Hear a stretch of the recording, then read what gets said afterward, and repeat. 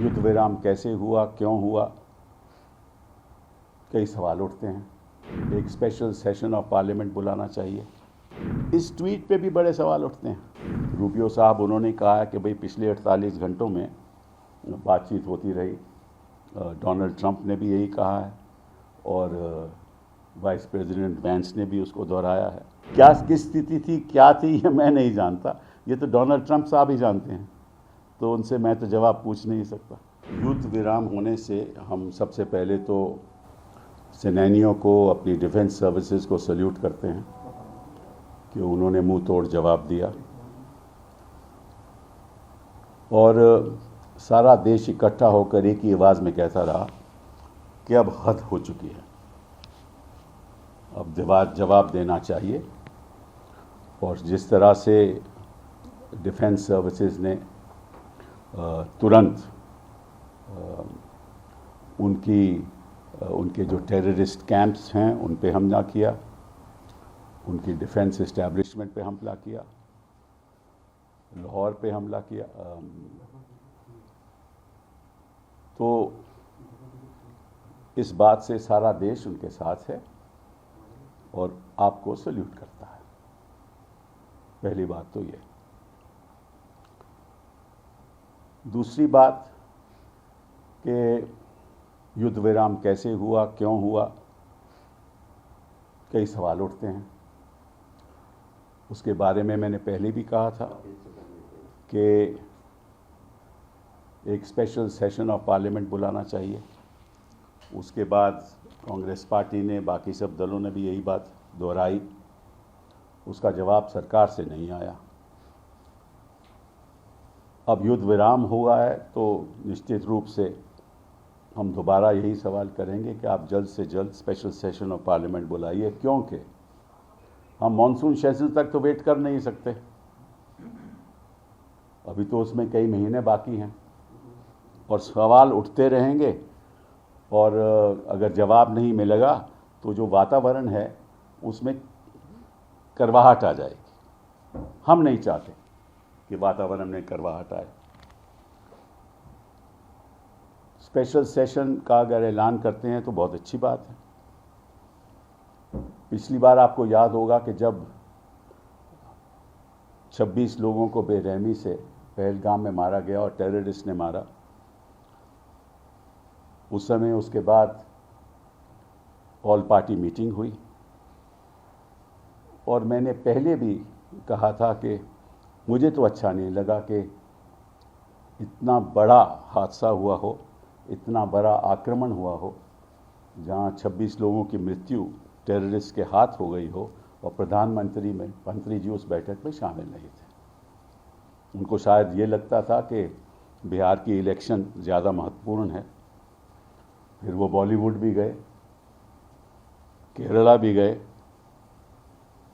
शायद उनको लगता है कि कहीं भी हादसा ऐसा हो जाए, चाहे मणिपुर में जो भी हो जाए, जाना ज़रूरी नहीं है। और मैंने ये भी सुना है कि पहलगाम में उनका उनको जाना था और वो भी पहलगाम में नहीं गए। उन्होंने अपना जो फैसला था जाने का वो वापस ले लिया, वहाँ नहीं गए। मालूम नहीं क्यों नहीं गए। तो इन चीज़ों पे सवाल उठते हैं और मुश्किल ये है कि कोई सवाल देने वाला है, जवाब देने वाला है नहीं। हाँ?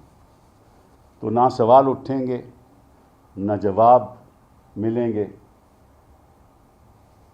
तो ना सवाल उठते हैं, ना जवाब मिलते हैं। इनको लगता है कि शायद हम कौन होते हैं। ये अच्छी बात नहीं है। अब आप डोनाल्ड ट्रंप को भी देख लीजिए, रोज़ के रोज़ वो प्रेस के सामने आते हैं, रोज़ के रोज़ जवाब देते हैं। उनको जवाब भी उनके सवाल भी बड़े करवाहट होते हैं, फिर भी जवाब देते हैं।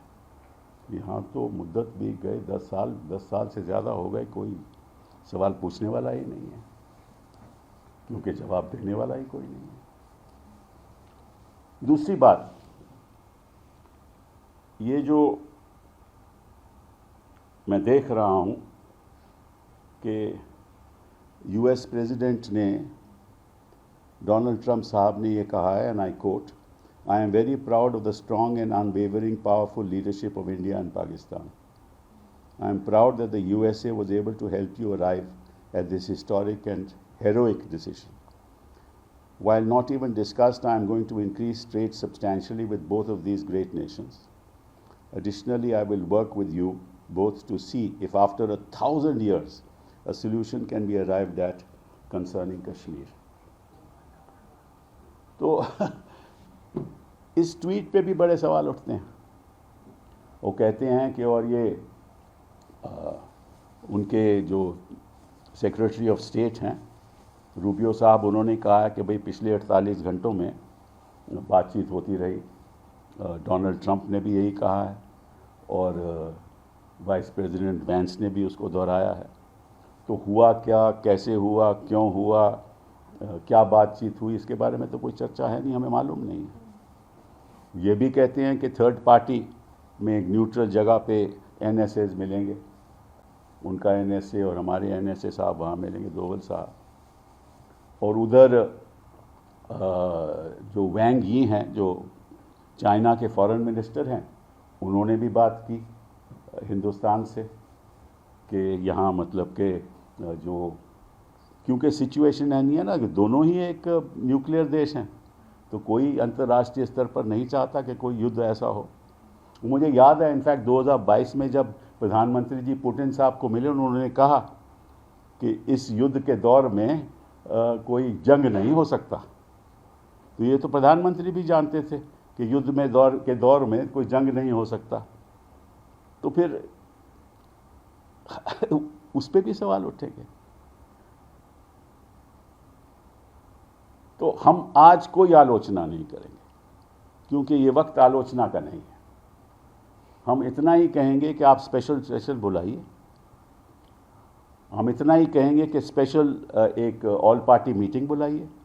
और मैं राजनीतिक दलों से मैं सलाह तो दे नहीं सकता, बट इतना कहना चाहता हूं कि जब तक सरकार ये आश्वासन नहीं दे कि प्रधानमंत्री जी उस ऑल पार्टी मीटिंग में शामिल नहीं होंगे, तब तक आपको उस मीटिंग में हिस्सा नहीं लेना चाहिए. क्योंकि वो प्रधानमंत्री जी हैं.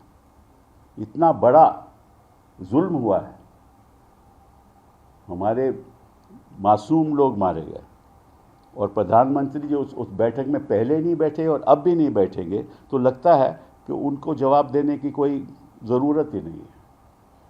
मैं आश्वासन इतने कॉन्फिडेंस से कह सकता हूं कि अगर डॉक्टर मनमोहन सिंह जी इस समय प्रधानमंत्री होते तो वो हर जगह में, हर ऑल पार्टी मीटिंग में भी होते, स्पेशल सेशन भी बुलाया जाता, सबके साथ बातचीत होती. तो इन्हीं शब्दों के साथ मैं आपका धन्यवाद करना चाहता हूं और दोबारा अपनी डिफेंस सर्विसेज को सैल्यूट करना चाहता हूं.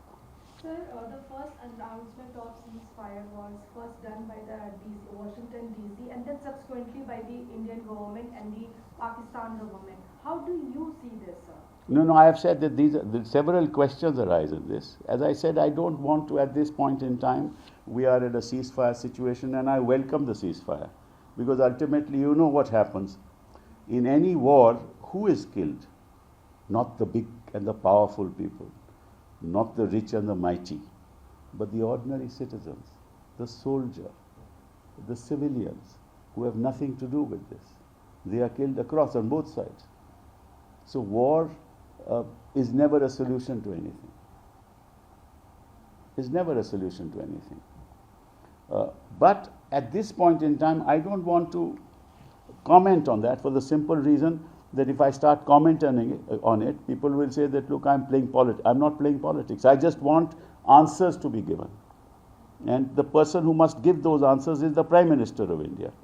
And a special session be called because this is an event which has in fact resulted in an emotive response throughout the country to stand with the government and to back the government in every action that they take. So if we stand by them, they must also respond by saying that, yes, we will let you know this is what happened. So I want those answers to be given. Sir, Chidambaram साहब ने अभी प्रशंसा की है PM की और कहा है कि उरी पुलवामा और इस तरह के जो अटैक हुए उसके बड़ी सावधानी से बहुत सुलझा हुआ इन्होंने एक्शन लिया है। कौन से? मैंने तो उनका आज लेख पढ़ा है, उसमें तो ऐसी कोई बात नहीं। So, उन्होंने तो ये कहा है कि हमास में, वहाँ इसराइल जो हमास का कॉन्फ्लिक्ट हो रहा है, वहाँ 50,000 लोग मारे गए। और उन्होंने ये भी कहा है कि यहाँ जो रशिया का कॉन्फ्लिक्ट हो रहा है, वहाँ 13,000 लोग मारे गए। और उन्होंने कहा है कि war is not a solution, ये भी उन्होंने अपने उसमें कहा है। लेकिन एज आई सेड कि सभी, चाहे वो चिदम्बरम साहब हो, चाहे मैं हूँ, सभी राजनीतिक दल हैं, हम सरकार के साथ हैं और जवाब देना चाहिए और जवाब दिया गया। इसीलिए तो मैं सैल्यूट कर रहा हूँ डिफेंस सर्विसेज को। बात डिफेंस जवाब की नहीं है, बात की राजनीति में क्या हुआ, इन लोगों ने ट्वीट क्यों किया, कैसे किया, कब किया, किस लिए किया, क्या सही है, क्या गलत है, क्या न्यूट्रल पार्टी पे मिलेंगे, नहीं मिलेंगे, इन चीज़ों का हम जवाब चाहते हैं, इसलिए हम टिप्पणी नहीं कोई कर रहे। So one question, the government yesterday said that any future act of terrorism will be treated as an act of war. In the present, we are talking about the future, but the large consensus in the public is that the terrorists in the Pahalgam attack is still at large. They have neither been identified or captured by the government. Well, I don't know. I mean, we don't know those facts. Therefore, those questions will have to be answered. Now, I don't want to criticize the government at this point in time because I don't know the facts myself. Unless I know the facts, how do I criticize them? And I don't want to criticize them. I'm on the government side because this terror attack must be met with the strongest possible response, which the defense services have given, and used very high quality responses through loitering mechanisms and other things, and through scalp and other sort of technologies that they have.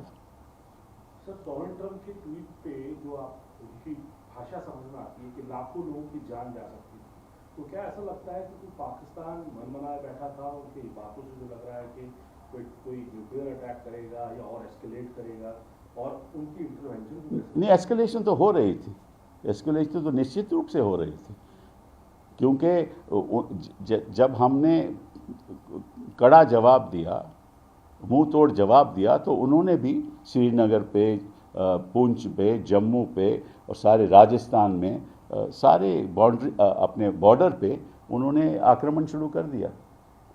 तो देखिए, ऐसा है ना कि जब अब तक जो अच्छी बात ये हुई कि अब तक एयरफोर्स, जो हमारा कोई भी फाइटर प्लेन है, वो लाइन ऑफ कंट्रोल से आगे नहीं आया। तो ये तो लाइन ऑफ कंट्रोल से पीछे सब युद्ध हो रहा था। ये अच्छी बात है, क्योंकि जब ऐसा हो तब तो फिर पीछे हटने का सवाल ही नहीं होता। तो क्या किस स्थिति थी, क्या थी, ये मैं नहीं जानता, ये तो डोनाल्ड ट्रंप साहब ही जानते हैं, तो उनसे मैं तो जवाब पूछ नहीं सकता।